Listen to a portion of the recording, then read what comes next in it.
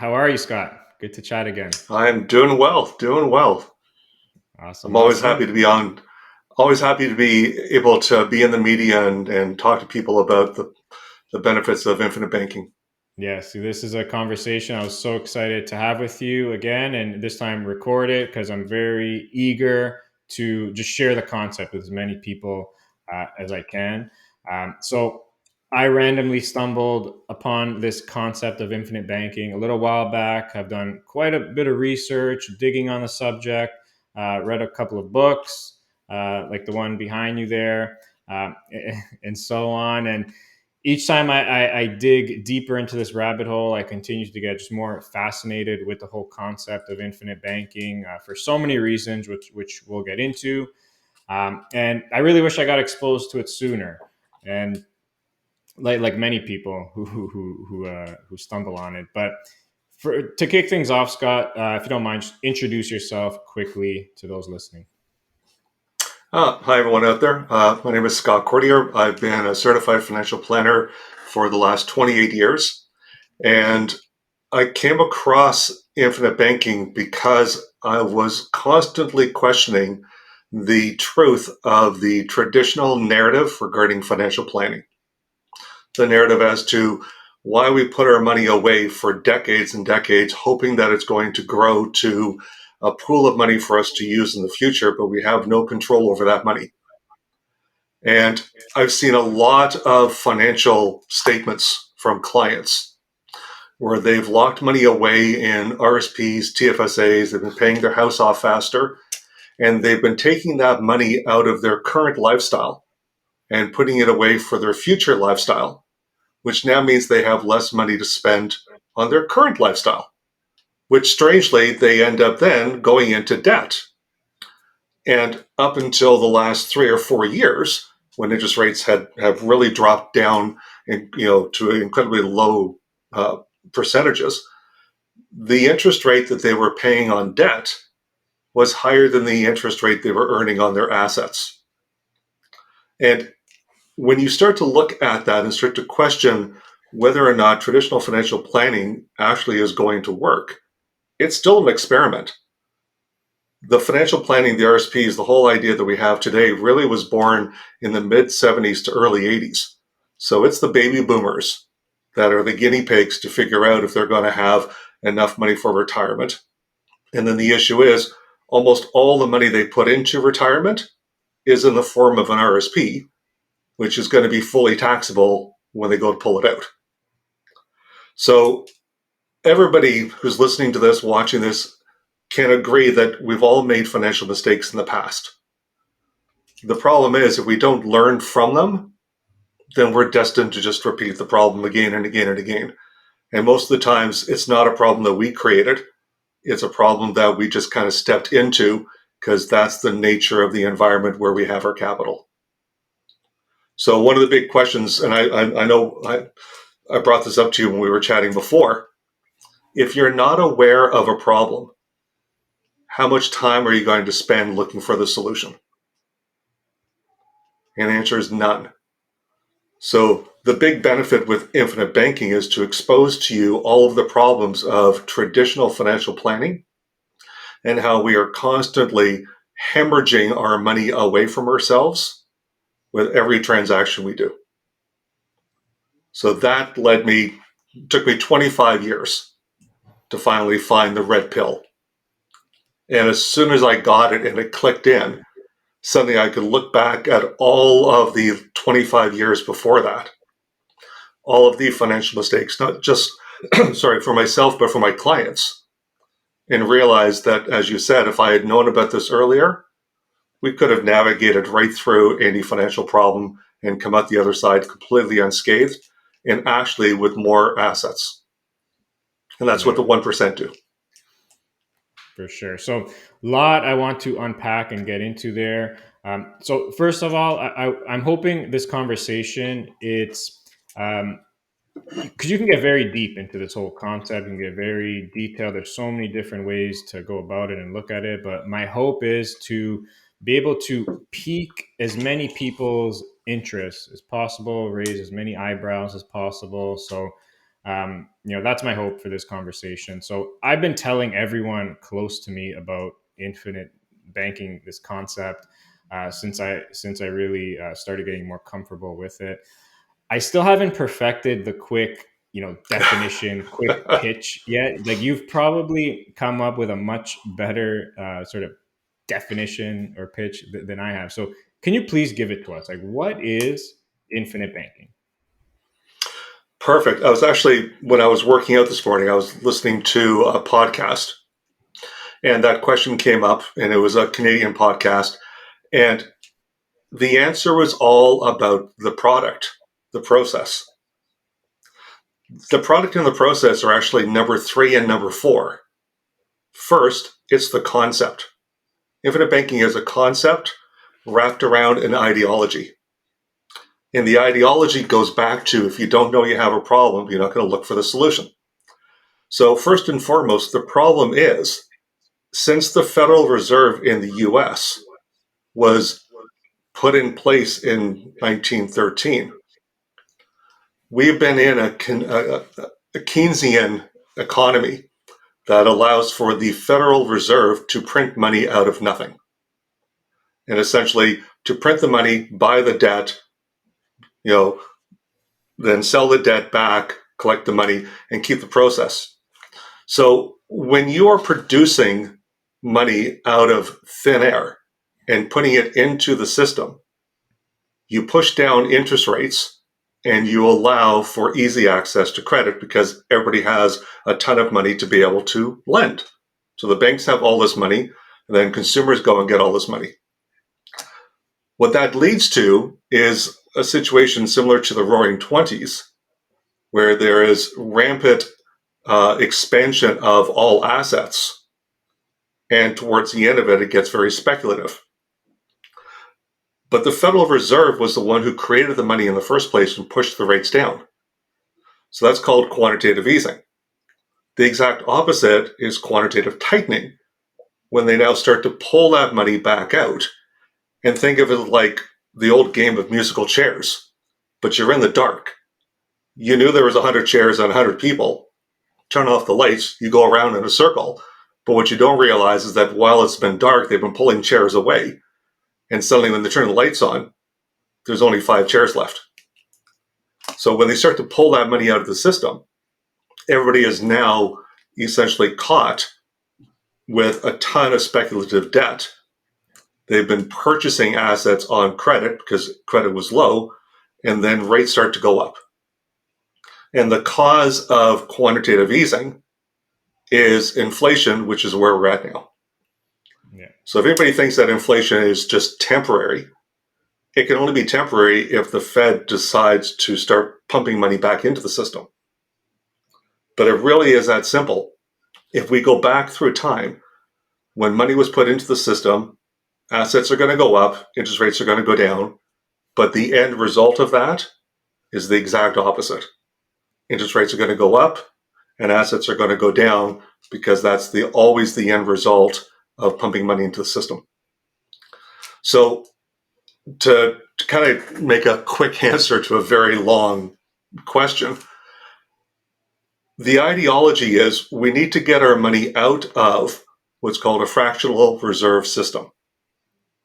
And fractional reserve is essentially the banks are allowed to lend at a minimum 10 times the amount of money you leave on deposit. So if any of your listeners are out there, let's say you had $10,000 in the bank, you think that $10,000 is yours. But in reality, you've lent it to the bank in lieu of an interest rate that they're paying you. You are now a junior creditor to the bank. The bank has taken your $10,000 and can lend it out and make $100,000 worth of fake loans, which they are now using, let's say, for a car loan at 5%. So the banks are leveraging this money out, just like the Federal Reserve printing money out of nowhere. They've created $100,000 out of nowhere, pump that into the system, and when there's more money for people to be able to chase items, supply and demand, the price goes up, and we have inflation. So inside of infinite banking, the product that we use is a non-fractional reserve asset. There is no funny business, and there's no opportunity for the money inside your policy to go down. Whereas your money in the bank, where you think it's the safest, if it was so safe, why did the government feel necessary for them to put CDIC insurance in place to protect you? Good point. This is the problem where, traditional financial planning says have 3, 6, 12 months of cash reserve in case you lose your job, etc. Well, where are you going to keep that money if you need it? In the stock market where you could lose 50%, or in the bank? The bank's going, thank you very much. We'll now take that money and we'll loan it out at 10 times and we'll make money off of it. And this is where people are losing money consistently because they're following traditional financial planning, which does nothing more than allow those who control the asset to make money off of it while you're waiting for it to essentially mature. Yeah. Lot of great answer, perfect answer. Just to add to that, so just to be clear, so this is this infinite banking concept. You're utilizing essentially what is a whole life insurance policy, right? Right, and that's normally when people run away because they're going whole I'm life. sure. Well, I've been told whole life's a horrible investment. You're absolutely right. The problem is that's comparing apples to elephants. Whole life is not an investment because an investment by definition includes an element of risk and the potential for loss or complete loss. Inside of the insurance policy, your cash value, your banking system, your savings, because it's non-fractional reserve, you can't lose money. Yeah. So as a result, you can't say it's an investment versus, it's a bad investment because it's not. It is a warehouse of wealth that allows you to never interrupt the compound curve. Because the money can't go down year after year after year, it's going to increase in value. But while it's growing, you get to use it for your current lifestyle. So your quick little, synopsis of like, well, what's the elevator pitch? If you really wanted to get to the crux of it, I tell people, I'm going to teach you how to create wealth from your expenses. Turn every liability into an asset, and every asset's going to make money for you for the rest of your life.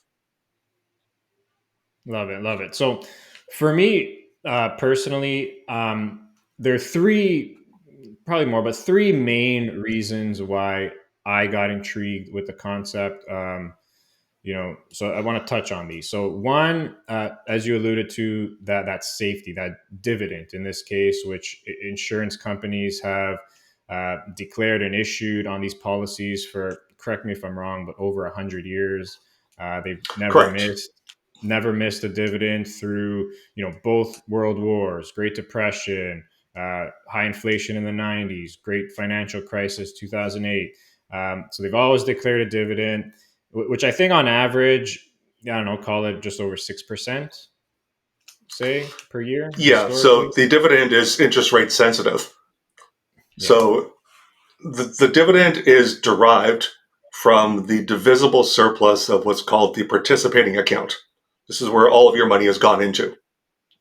Once all of the expenses are paid, which death benefits, obviously it's insurance, are the largest expense, the residual amount of profit is then declared and distributed to the policyholders as a dividend.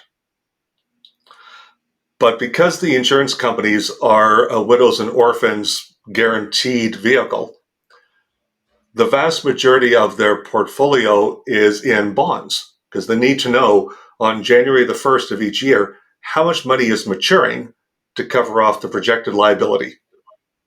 So as interest rates have come down from their 1981 peaks, so has the dividend. The beautiful thing about this environment right now, we know interest rates are going to be going up in the future. 10, 20, 30, 40 years from now, rates are going to be higher than they are today because we are at abnormally low manipulated interest rates. And we're seeing that now reverse, as I spoke to earlier regarding the Federal Reserve and its tightening. So this is the ideal environment where your projected growth going forward is likely going to be higher than whatever we're illustrating in the policy when we're setting it up. Yeah. But also consider that dividend, because that dividend is a retroactive calculation of profit. Think of it like a GIC. You buy a GIC, you know you've got that guaranteed rate of return for the next 12 months. So every single day that you wake up, you have more money than you had before. The Yeah. dividend works exactly the same way. When it is declared, that is your growth for the next 12 months. It can't go Yeah. down. Yeah. And And that's guaranteed. So, right, it could be zero. Like if it was zero, all hell broke loose in the world. And the fact is, if all hell broke loose, all of your other assets have gone down in value, but your cash value inside your insurance can't. yeah. Which is why when we look at the stress test, you nailed it. If you want to stress test it, 2008 and the Great Depression, your money went up and was never influenced by what the stock market did. Yeah. And those who have access to capital, essentially, he who has the gold makes the rules. But when you have access to capital that can't go down, problems for everybody else are now opportunities for you. And that's Yeah. where you want to be, And in a that, proactive position. yeah, that's one of the points that really stuck to me is, if you, uh, like you just said, he or they who own the gold make the rules, and it's sort of the same thing as if you have access to capital, like opportunities find you. You're Exactly. just more open to that. So again, just to recap, that's for me personally. One of the main things that intrigued me was this safety, that dividend, which historically has been on average, call it 6%, but a lot of years were higher than that, and so forth. But for me, I'm more of like a conservative investor. I'd have no problem. I'll take 6% per year for the rest of my life, without even thinking about it. Second, big benefit to me, which again intrigued me, your cash is growing tax free. Yes. So I talk wanted about to that. actually, I wanted to actually jump in on your first point when you were talking about, Go the ahead. historical dividend. It's Yeah, really important for people to understand that this is like a TFSA on steroids. The design of the policy can allow you to deposit 3, 4, 8, 10, 15 times the amount that you're eligible to put into a TFSA on an annual basis. yeah, And all of the money that you put into the policy, that cash value that you've created, is compounding tax free. So let's just arbitrarily, say that the dividend is 5%. Let's just be ultra conservative from your 6. That's a 5% tax free rate of return with no volatility whatsoever, no market risk, none whatsoever. If you're putting all of your money into an RSP and in retirement, you're in a 30% tax bracket, to get that same 5% after tax or tax free inside the insurance, you need to make over a 7% rate of return in the RSP. And that's not an average rate of return, that's 7% every single year. So you find me an investment outside that's going to get you 7% with no market risk, right? And you're still going to yeah, be taxed. I'll take the 5 or whatever it happens to be inside the insurance. And the fact that I can borrow against it, my money continually compounds while I use it. yeah. So And when we talk about like turning expenses into wealth through infinite banking, we can show people how just a simple vacation now is going to create wealth for you for the rest of your life because you never transferred the money away. yeah, and And this was the third point, which I want to get into some examples here. So, and the third thing for me was, like you just said, this was sort of like the kicker, the wow aha moment is being able to pretty much make in instant loans on your policy for whatever you want, investments, vacations, lifestyle, and not only take out the loans, but being able to pay them back whenever you want or not even at all. Exactly. So when I say this, people are like, "What are you talking about? When you take out a loan, you got to pay back the principal, the interest every month." But that's not the case with this infinite banking concept or these whole life, insurance loans. So can you talk Yeah. about that as well? So now we're getting into the process, right? Like, the concept, if we go back to the concept for a second, what we have to understand that whether we pay cash for something, and those people are called the savers, or we look at the spenders who go into debt, whatever we purchase, being a saver or a spender, we finance it. And the savers don't believe they finance because they're not paying interest, as the spenders do. But what the savers don't understand is that now that they've transferred their money away, that money can no longer earn interest for them. So there is a financing charge in the fact that they've lost the opportunity costs of that transaction. So I often use the example of you're saving money for a vacation, call it 5,000 bucks. You save $400 a month. By the end of the 12 months, you got your 4,800, 5,000 bucks. And then you grab that money and you jump off and you land back down to ground zero and you transfer that money away and they give you the keys to the condo or wherever you've gone for vacation. Then you come back and you start the process all over again. But think of it this way. If we go back to month one, plant an apple tree. Over the course of the next 12 months, that apple tree is going to grow. And when it's time at the end of the 12th month for you to now harvest the fruit, I'm going to give you two options. I'll give you a ladder and a basket, and you can climb the ladder and pick the apples, or I can give you a chainsaw and cut down the tree. Which would you do? Pick the apples. Right. So next year, when it's time to repeat the process, will that tree likely be larger and have more fruit? Yep. 5, 10, 20 years down the road, it'll keep growing, right? But if you cut Yep. down the tree, you have to plant a tree immediately right then for you to repeat the process. So if we wouldn't cut down the tree, why do we cut down the tree when it comes to our money? We are Exactly. constantly building up the tree and then cutting it and then repeating the process. So through infinite banking, the money never leaves your system. You borrow against it. The money continually grows. So this example, I borrowed 4,800 bucks to go on vacation, still went on vacation. When I come back as a saver, I have to save the 400 bucks. Or as the spender, I have to pay the 400 bucks. It's the same $400. It's all coming from the same bank account. The problem is, it's a bank account that you don't own and control and profit from. The bank does. Yeah. I love that. Another example I like to use is on the investing side. A lot of people that I speak to are also real estate investors, for example. So let's say there's a opportunity for a pre-construction condo that Yeah. is a great investment. So hypothetically, let's say I have 100,000 in my policy, and I want to take a loan out of, let's say, 50,000.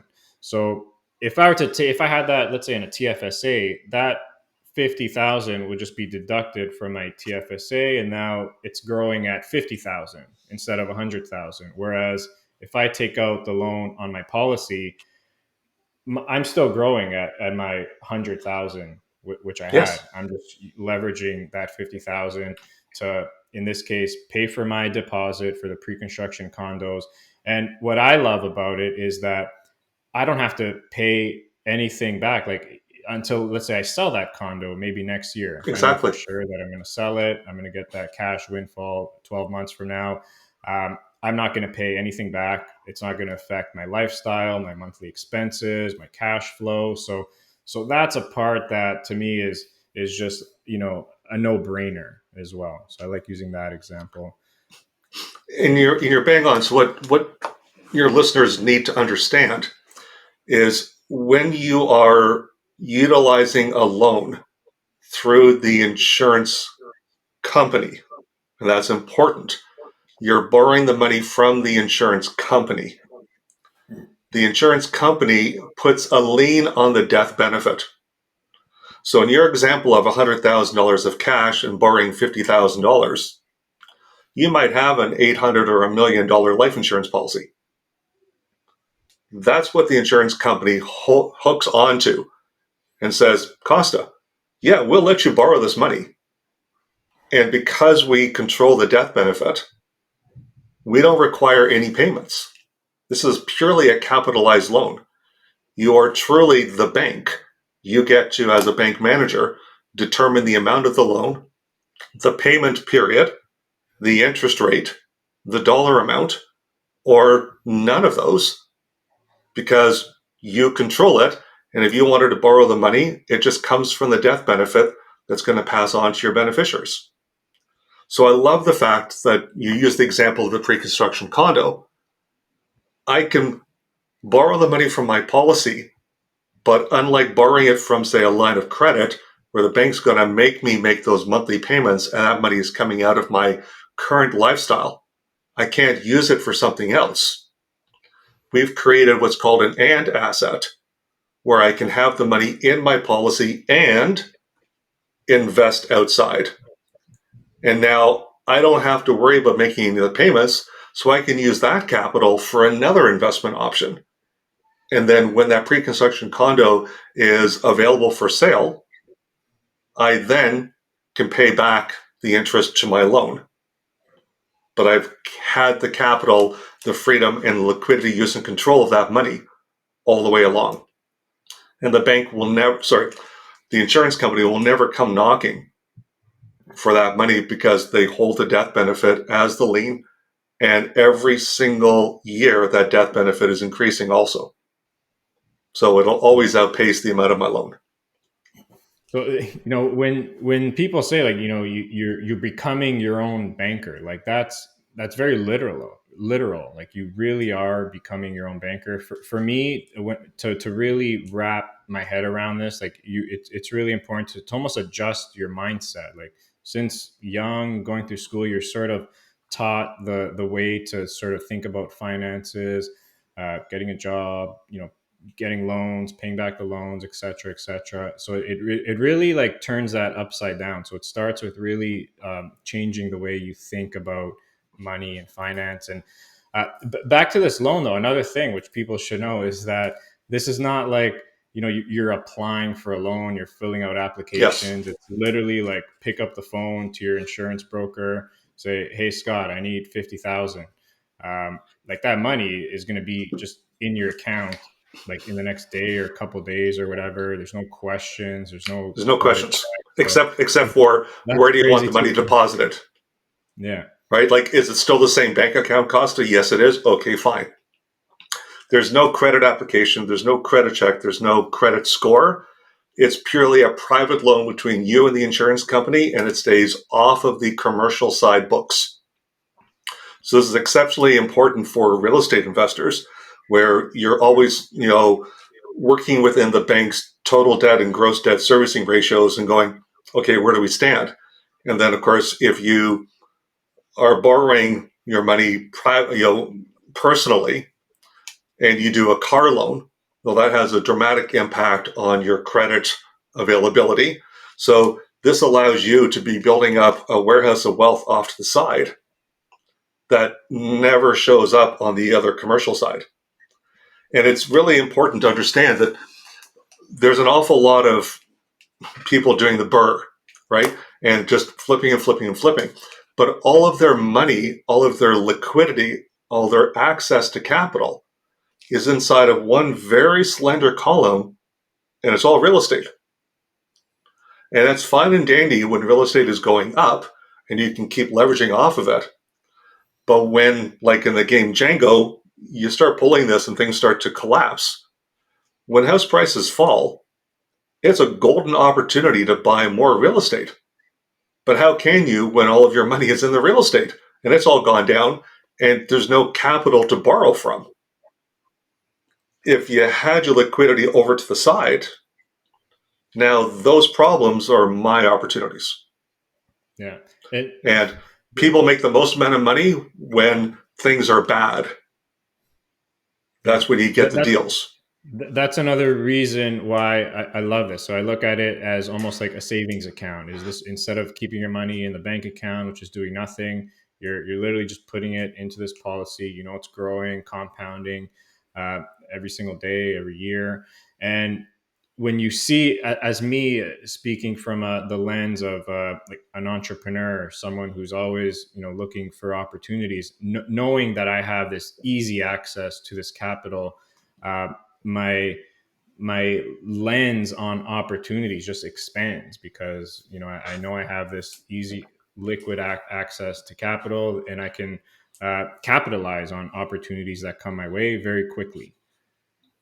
And because it's an and asset, you never interrupted the growth of that Exactly. $50,000 when you used it somewhere else. So now you have two pools that are making money for you at the same time.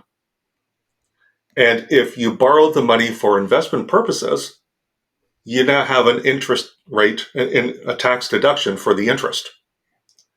Whereas if you Yeah. just took the money out of your TFSA and put it in there, you only have an or asset now, and you have no tax deduction. Yeah. So people have to understand that they are losing money, hundreds of thousands of dollars, if not millions, just in the way that they do not understand that we finance everything we buy. Yeah. And the Yeah. more they put money away for their future in risk assets that are completely taxable, the less they're going to actually have to spend. So, one of the concepts that we get to talk to people about is if you were a farmer, given the chance by Revenue Canada, would you want to pay tax on the seed or on the total harvest from that one seed? Which would you choose? Just the seed. Exactly. So if you understand that, and that's what you'd want, now you understand the problem with RSPs. Because that one seed is your RSP contribution. The harvest is how much that RSP is going to grow for you in the future. And of course, we want the biggest harvest. We want a bumper crop. But the larger that RSP grows, what people fail to understand, the larger that RSP is, the less you actually own. And this is a problem with the financial industry. They show you the gross amount on paper. Oh, I've got $1 million. The problem is you don't realize that if you were to pass away, 45, 50+% of that is going to be taken right off the top by CRA. They did nothing for this whatsoever, but they benefited along the way as you continually grew the harvest. And that's another big problem with current financial planning. The advisors want you in assets because they get paid based on assets under administration. So the more they grow your money, the more money they make. The problem is you don't realize that you're the one that's going to be paying all the tax, not the advisor. Yeah.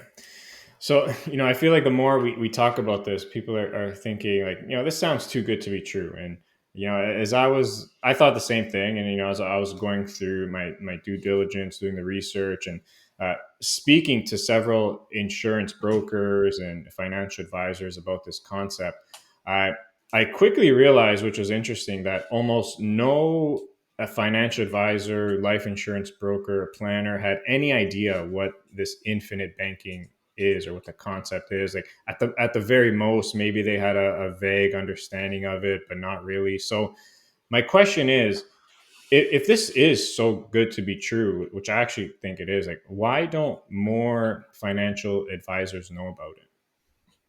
So I go back to what I said at the very beginning. If you're not aware of a problem, you're not going to search for the solution. So currently, there are 136,000 plus licensed financial agents in Canada. We all learned from exactly the same course material to get our licenses. Because this is the way financial planning is done, are you going to question whether or not that's true? Everybody's doing it. So if I want to get into the industry, then I'm learning what everybody else is already duplicating. So that's problem number one. Nobody questions whether or not this actually makes sense. We just regurgitate the same material, and then we educate our clients with the same material. And the next thing you know, what was false repeated enough times becomes true. It's still false, but we believe it to be the way it is. So financial advisors are trained to grow assets under administration. That's where the money is. So that's in RSPs and TFSAs. Secondly, when you're looking at why wasn't I taught this in school? Why doesn't everybody know about this? The insurance, infinite banking, is going to take money away from the asset under management mentality.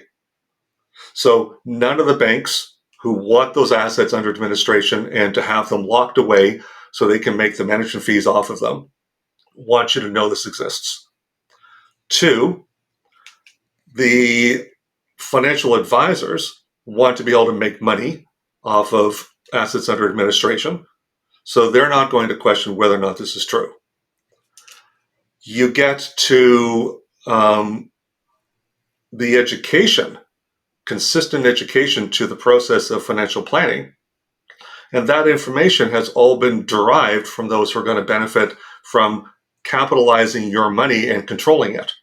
So they're never going to let you know this exists. This money takes money away from CRA. So the government's never going to want you to know this exists. And yet, insurance precedes Canada as a country, oldest insurance company, 1847, Canada Life, and predates the Income Tax Act. So insurance has very specific benefits that are outside of the Income Tax Act that allows for all of that money that you have inside of your cash value banking system in retirement. And I want everybody to get closer to the speakers. In retirement, you're able to receive 100% tax-free income. So no market risk, no volatility. You get to use your money and change your expenses into money-making assets. You get to have an and asset, so you're making money in two places at the same time. You never lose your opportunity costs, so your apple tree continually grows. And then in retirement, you get completely tax-free income and still pass away a 6 or 7 figure inheritance to your kids.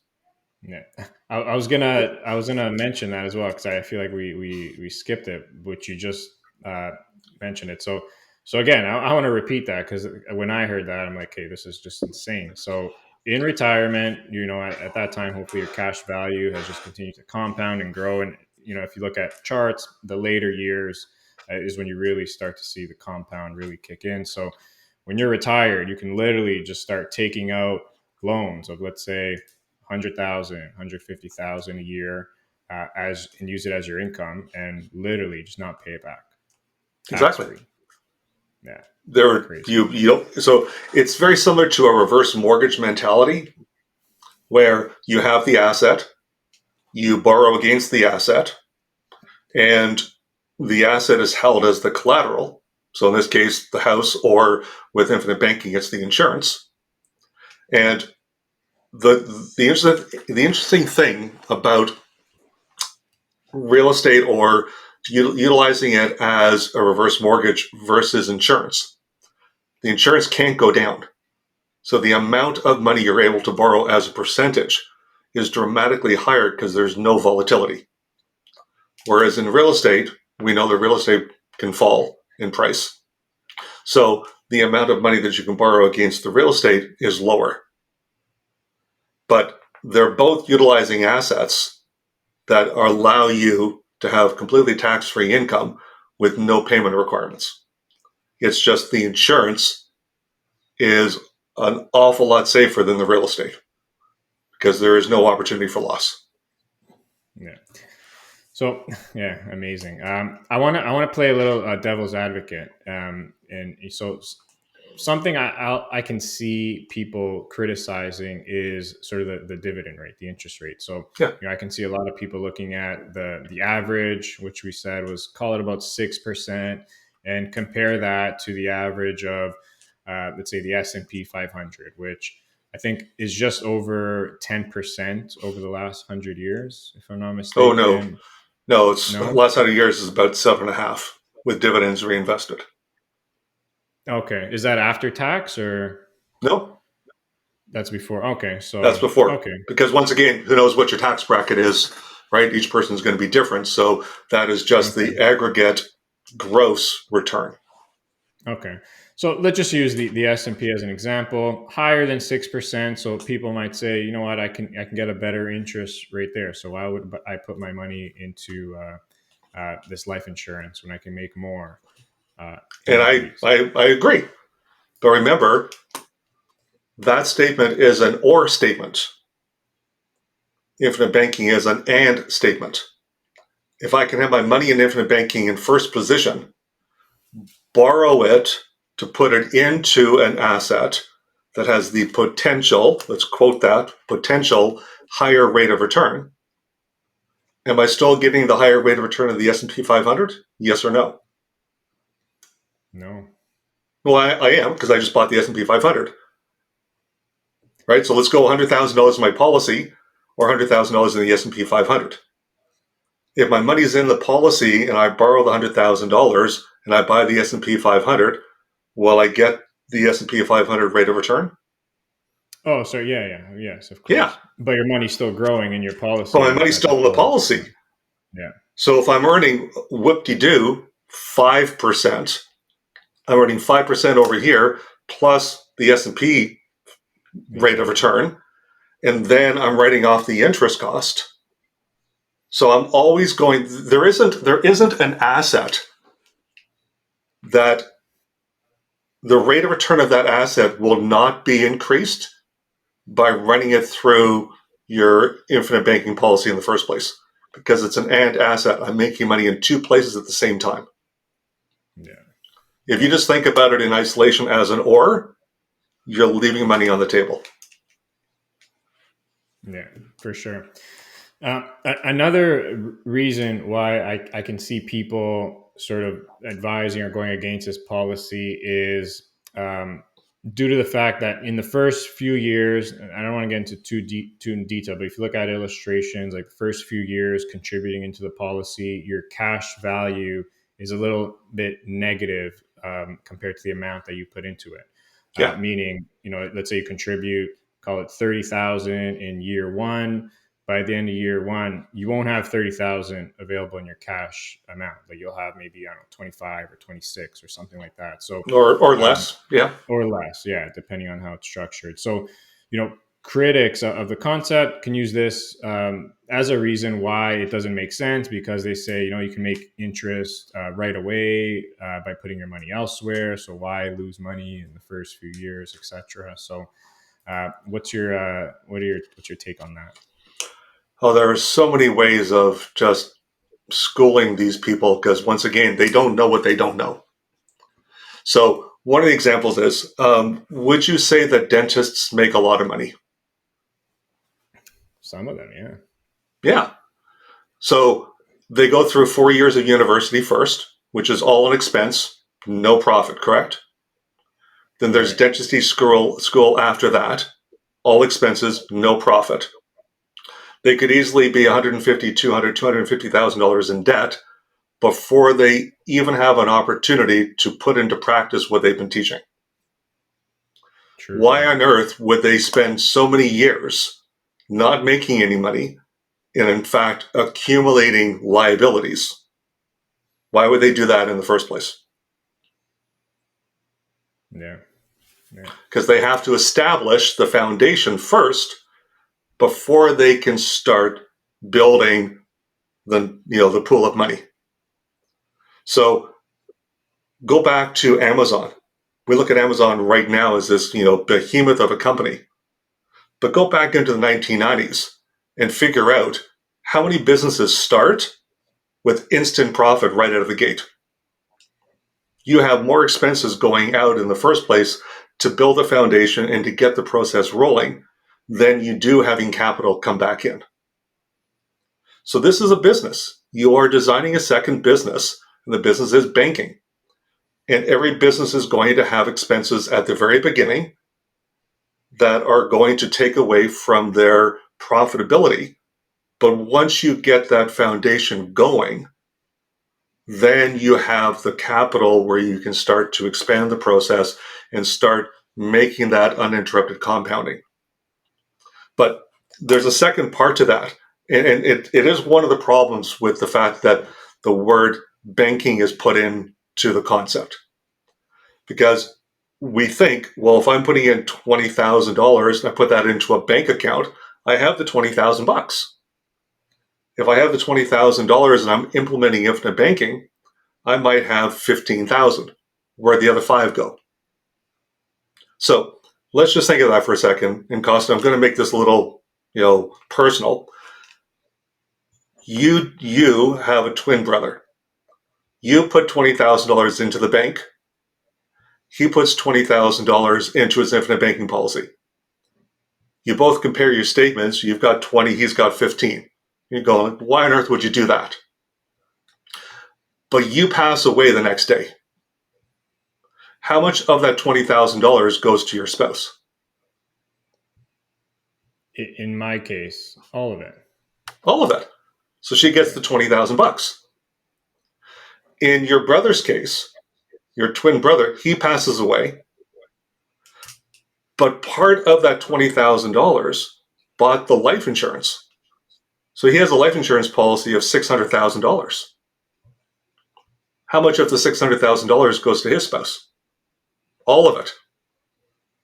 Same $20,000 outlay. But the reason why I have less to start off is because I've also purchased this death benefit that covers off my family for the what if unforeseeable tragic event. So they're not even comparable. 20 grand versus 600 isn't even a question. So they just don't understand the process. They're just focused in on the product. And that's where we have to educate people. And it's very easy to cherry pick like year 1, year 2, but Easily. let's look again at year 10, year 15, and I think at that point it's pretty clear who's going to be the winner in almost all cases. And to give you an example, when I did my very first policy, and the amount of money that I put in, a portion of that money that I put in buys additional death benefits. They're called paid up additions. So this automatically grows my banking system every time I make a deposit. Every time my premium is paid, a portion of that goes off. So that's one of the other attributes or what contributes to the fact that I put in 20, but I only have 15. A portion of that money went to increase my banking system. When I did my first policy, I got a 3-to-1 increase in death benefit. So the 50,000 I put in bought me $150,000 worth of additional death benefit. That cash value has to grow contractually. It's guaranteed. That cash value has to grow from the 50 to the 150 by the time I reach age 100. But that 150 is going to continually grow too, because the dividends are buying more paid up additions. So it's kind of a 2 steps forward, 1 step back. I'm always increasing my capacity and always increasing my death benefit. And the more capacity and more death benefit I have, the more access to capital I have, which then gives me more opportunities to make money, which I can then deposit back into my policy, and I just start the whole process all over again. Yeah. Yeah, it's a fascinating concept. I feel like there's, we've had multiple conversations like for several hours each. I mean, you can really get deep here. I feel like we should have like a part 2 and 3 and 4 of this as well. But I feel like this was good surface level. Because again, my objective for this conversation was really just to get people's ears perked a bit, get some eyeballs on this, like pique some interest, and hopefully people can start doing their own digging and research. Do you have any recommendations on where people can start to learn more? So infinitebanking.org is the Nelson Nash Institute's main website. And there is a ton of resources there. The ability to purchase becoming your own banker, It is paramount. So this is a self-published book that has sold over 500,000 copies. And it is really important to be able to once again understand the concept. This doesn't get into the ideology, but it does get into how you implement the process of infinite banking. The infinitebanking.org website, tons of resource material there. 3, YouTube, social media, etc. Our website, IB Canada.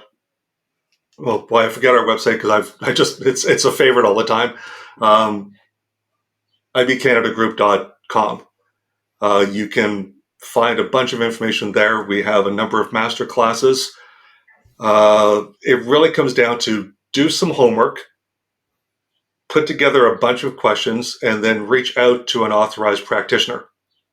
And on the infinitebanking.org site, you can go to Canada and you can go directly to your province and find advisors who are authorized there. And that's a very good point. Out of the 136,000 authorized, practitioners in financial planning, currently there's only 40 of us in the whole country who are authorized practitioners. So only deal with an advisor who is on that list. There are a lot of I want people to out there. reiterate that. I Yeah, quickly just want to reiterate that as well. So it is ibcanadagroup.com. And so I think so. I I'm sorry. deliberately, It's bad.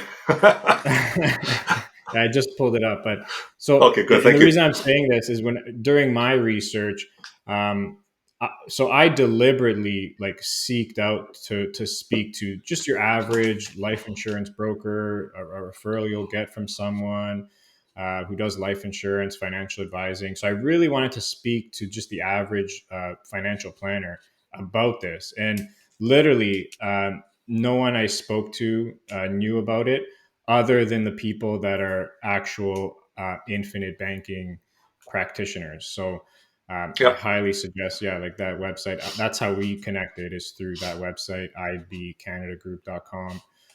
So there's a and list it's. of folks there. I spent a lot of time reviewing on the internet. Every night I go to YouTube, Infinite Banking, who's putting stuff out.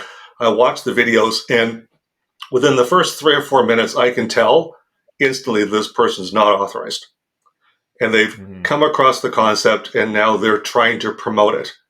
And the issue is, you can go to Home Depot, you can go to Lowe's, and you can talk to somebody regarding a chainsaw. And they can tell you, oh, you put the gas in here, you need, 50-50 oil gas mixture in here, here's how you pull it, etc. And off you go. They've sold you a tool, but nobody has shown you how to safely use it. Yeah. So now you go out and you start cutting down a tree. Next thing you know, the thing swings back and kills you, right? Yeah. That's the problem. You need somebody who not only can provide you with the product, but the solution, the problems, how to fix them, how to be careful, how to do it properly. And a lot of times out there, I'll hear, well, you pay yourself back interest. No, you don't. You didn't borrow the money from yourself, you borrowed it from the insurance company. You're paying them back. The only time that you theoretically can pay yourself back interest is if you pay extra interest on money that you've borrowed. But then that's nothing more than just an additional deposit. So that's Yeah. one of the things that really bothers me. But it's one of those things that sounds really sexy. And for the uneducated, just spewing verbal diarrhea out there about something that they understand very little about, it then starts to pollute people's thought process, so that by the time they actually come to us, we're essentially having to deprogram them from all the stuff that they thought was true that wasn't. Yeah, that's one of the things that I kept hearing a lot when I was starting out my research. Is that you're taking out a loan, you instead of paying the interest back to the bank, you're paying the interest back to yourself. And like you said, that sounds like amazing, but it's not true. And usually people Yeah. who say that are they're definitely not actual practitioners of it. But All right, What so it's that's a what good it's point. doing is it's allowing you to not interrupt the growth of your money. So you're still earning the interest on that money. So call it six of one, half dozen of the other, right? If I'm still earning the 5% and I'm paying the 5%, people can interpret that I'm paying myself back. But I'm Yeah, really not, because I'm not the bank, right? I'm mimicking banking processes, but I'm still borrowing the money from the insurance company, and they're the middleman that allows my money to stay whole, right? yeah, So exactly. I guess the one thing I want to leave people with, because I'm assuming we're getting close to the end here. The simplest thing is go back to real estate. If you have a house that's worth $1 million and you decide to do an equity takeout, a line of credit takeout of $50,000 on that home. So the home was a million, and I've just borrowed $50,000. What's the value of the house? Still $1 million. The house does not know that I borrowed $50,000 from it.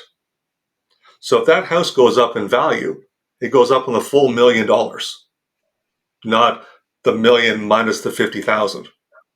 Right. You've used the bank money, not your money, not your equity. You've used the bank's money. You borrowed the bank's money, even though you have it in the house. It's equity, but it's tied up. And the only way for you to get access to it is one, borrow the money from the bank, or two, sell part of your house to somebody else to give you the $50,000. But now you never have ownership of that part of the house again. Infinite banking, when you borrow the money from the insurance, is exactly the same. You're using a third party borrowing their capital against the equity that you have inside your policy. And if people can Yeah. understand that, then everything else we talk about, that we have talked about and will talk about, now starts to make sense. Yeah, that's a great example.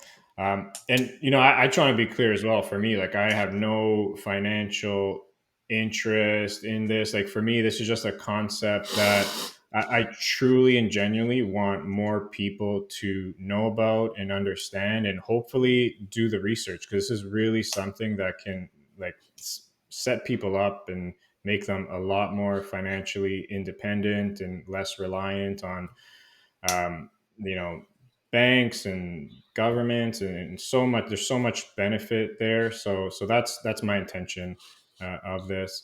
um, Scott, thanks so much. If someone wanted to learn more, reach out to you directly, where's the best place they could do that? And I'll put it all in the Purely, yeah, description as well. purely our website, right? At that point, we've got a link to contact us. They can put directly in, "Well, I want to talk to Scott." Um, Anybody. So we have advisors from coast to coast. We have 17 advisors out of the 40. And it's truly set up where no matter where you are in the country, we actually had somebody from the Northwest Territories connect with us, right? There's maybe like 5 insurance agents in the whole territory. And they, reached down to one of us in Ontario. So connect with us there. The ability to follow us on social media. So please, subscribe, like, etc. Click all that for updated information, plus access to the masterclass, 90 plus minutes. It's going to give you a lot of ideas and a lot of answers and give you visuals as to what we talked about today. And that's a really good start. But definitely reading the book and having the conversation with an authorized practitioner is your most important step to take. Amazing, amazing. And again, that website is ibcanadagroup.com. I'll put that in I the should write that description down. as Thank you. well. Yeah. All right, Scott, thanks so much, man. Pleasure as always, and I really appreciate you coming on to talk about this. And I have a feeling we're going to do a part two, perhaps very soon. So Nice. Thank you for taking this on as a social responsibility to help educate Canadians.